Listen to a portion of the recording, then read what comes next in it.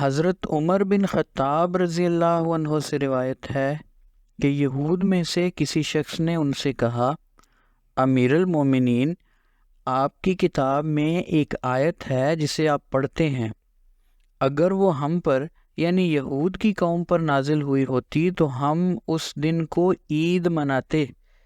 حضرت عمر رضی اللہ عنہ نے پوچھا، وہ کون سی ہے؟ اس نے کہا، الیوم اکملت لکم دینکم، یعنی آج کے دن میں نے تمہارے لیے تمہارے دین کو کامل کر دیا ہے اور تمہیں اپنی نعمت ساری کی ساری عطا کر دی ہے، اور میں نے تمہارے لیے اسلام کو بطور دین کے پسند کیا ہے۔ حضرت عمر رضی اللہ عنہ نے جواب دیا، ہمیں وہ دن معلوم ہے اور وہ جگہ بھی جہاں نبی صلی اللہ علیہ وسلم پر یہ آیت نازل ہوئی تھی۔ آپ اس وقت جمعہ کے دن عرفات میں کھڑے تھے۔